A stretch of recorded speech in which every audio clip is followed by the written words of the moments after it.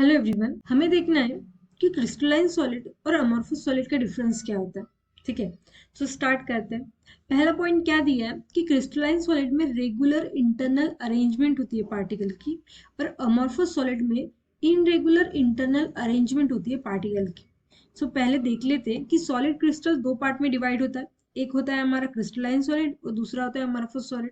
Crystalline solid में क्या बोल रहे हैं, वो रेगुलर अरेंजमेंट होती है। तो हम देख सकते हैं इस पैटर्न में एक प्रॉपर रेगुलरिटी है। ठीक है, regularly arrange particles. A type, be layer आएगी, फिर से ए लेयर, बी लेयर, एक प्रॉपर अरेंजमेंट है। लेकिन यहाँ हमें कोई लेयर दिख रही है? नहीं दिख रही। प्रॉपर अरेंजमेंट की, चलो ऐसे ऐसे प्रॉपर अरेंजमेंट कहीं भी नहीं दिख रही, बराबर। सो अमorphous सॉलिड में इनरेगुलर अरेंजमेंट होती है पार्टिकल की, और क्रिस्टलाइन सॉलिड में पार्टिकल की रेगुलर अरेंजमेंट होती है। नेक्स्ट पॉइंट क्या है? तो नेक्स्ट पॉइंट है कि क्रिस्टलाइन सॉलिड का मेल्टिंग पॉइंट शार्प होता है और अमorphous सॉलिड का रेंज में होता है। अब इसका क्या मतलब है?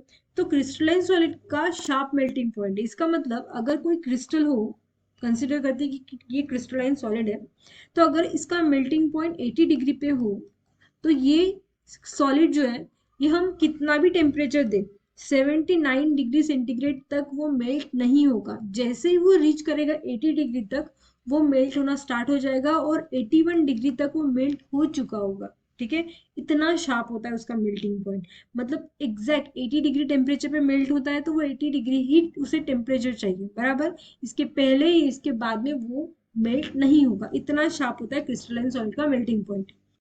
वही जब हम अमorphous सॉलिड की बात करते हैं ना, तो अमorphous सॉलिड में क्या होता है, जैसे एग्जांपल अब हम ले लेंगे प्लास्टिक। प्लास्टिक एक अमorphous सॉलिड है। अब इसमें क्या होता है कि जैसे हम प्लास्टिक को मेल्ट करते हैं, हीट देते हैं, जैसे हीट देना स्टार्ट करेंगे ना, वो थोड़ा थोड़ा मेल्ट होना स्टार्ट हो जाता है, लिक्विड में कन्वर्ट होना उसका स्टार्ट ही हो जाएगा इतनी जल्दी। मतलब उसका टेम्परेचर जो होता है वो रेंज में होता है। मतलब अगर हम बोले कि उसका टेम्परेचर होगा 30 डिग्री अगर होगा, तो वो 10 डिग्री, 20 डिग्री, 30 डिग्री धीरे धीरे मेल्ट होते रहता है। ठीक है, इसलिए हम उसे बोलते हैं एक्चुअली अमorphous सॉलिड जो जो होता है ना, वो एक्चुअली हम बोल सकते हैं कि वो लिक्विड फॉर्म में ही होता है, पर उसे कहीं ना कहीं कूल कर करके हमने उसको सॉलिड बनाया है। वही होता है अमorphous सॉलिड, और इसीलिए हम अमorphous सॉलिड को सुपर कूल लिक्विड भी बोलते हैं। तो ये कहीं ना कहीं लिक्विड का ही फॉर्म होता है, इसलिए हम सूडो सॉलिड भी बोलते हैं, और क्रिस्टलाइन सॉलिड को हम क्या बोलते हैं? True solid. सो हमने दोनों भी पॉइंट समझ लिए कि मेल्टिंग पॉइंट जो होगा वो रेंज में होगा, और क्रिस्टलाइन सॉलिड का मेल्टिंग पॉइंट जो होगा वो शार्प होगा। ठीक है, अब क्या होता है कि क्रिस्टलाइन सॉलिड में पॉइंट, नेक्स्ट पॉइंट क्या है कि under go the regular cleavage, और अमorphous सॉलिड क्या होता है? इनरेगुलर क्लीवेज होता है। अब इसका मतलब क्या है वो समझते हैं। जैसे हमने अगर ये एक लेयर हमें अगर कट करनी हो, ठीक है, ये लेयर अगर हमें कट करनी हो, तो इसके बीच में कुछ भी नहीं आ रहा, मतलब हम आराम से ये लेयर कट कर सकते हैं। पर अगर मुझे ये लेयर कट करनी होगी, तो कुछ आधा पोर्शन यहाँ कट होगा, लेकिन और कुछ आधा पोर्शन यहाँ बच जाएगा। मतलब प्रॉपर कट नहीं होगा, शार्प कटिंग नहीं होगी इसमें। और क्रिस्टलाइन सॉलिड में कैसा शार्प कट होता है। ठीक है, अब ये पॉइंट क्लियर हो गया कि क्रिस्टलाइन सॉलिड में क्लीवेज जो होगा वो रेगुलर क्लीवेज होगा, और अमorphous सॉलिड में इनरेगुलर क्लीवेज होगा। ठीक है, नेक्स्ट क्या बताया हमें? नेक्स्ट पॉइंट हमारा दिया है कि क्रिस्टलाइन सॉलिड जो होते हैं वो होते हैं अनआइसोट्रॉपिक इन नेचर, और अमorphous सॉलिड होते हैं आइसोट्रॉपिक इन नेचर। अब इसका मतलब समझते हैं। ठीक है, क्या होता है कि अनआइसोट्रॉपिक मतलब क्या होता है, और आइसोट्रॉपिक इन नेचर मतलब क्या होता है। ठीक है, इरेजर ले लेंगे। ठीक है, तो जैसे ही अगर मैंने ये एक्सिस प्लेस कर दिया, ठीक है, तो इसमें हमें क्या दिख रहा है? एक एक पार्टिकल है, इसके बाद ब्लैंक स्पेस है, फिर से पार्टिकल है, ब्लैंक स्पेस है। अगर मैंने एक एक्सिस यहाँ से यहाँ प्लेस कर दिया, तो क्या होगा? रेगुलर पार्टिकल है, बराबर। अगर मैंने यहाँ एक्सिस प्लेस कर दिया, तो क्या होगा? इस पैटर्न में पार्टिकल्स अरेंज है। तो हम जैसे जितने डिफरेंट एक्सिस देखते हैं ना इसमें, जितने डिफरेंट एक्सिस उतना उनका डिफरेंट अरेंजमेंट हमें देखने को मिलता है। ठीक है, सो हम बोल सकते हैं यहाँ की डिफरेंट एक्सिस डिफरेंट अरेंजमेंट क्या होता है क्रिस्टलाइन सॉलिड में? Different axis different arrangement.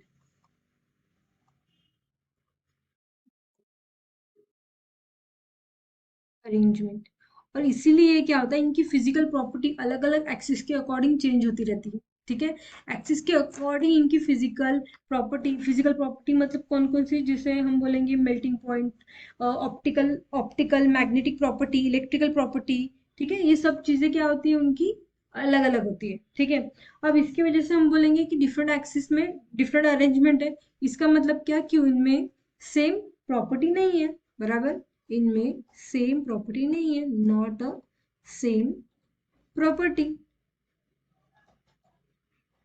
ठीक है, अगर सेम प्रॉपर्टी नहीं होगी तो इसका मतलब क्या, नॉट मतलब एन, सेम मतलब आइसो, और प्रॉपर्टी को ट्रॉपी बोलते हैं।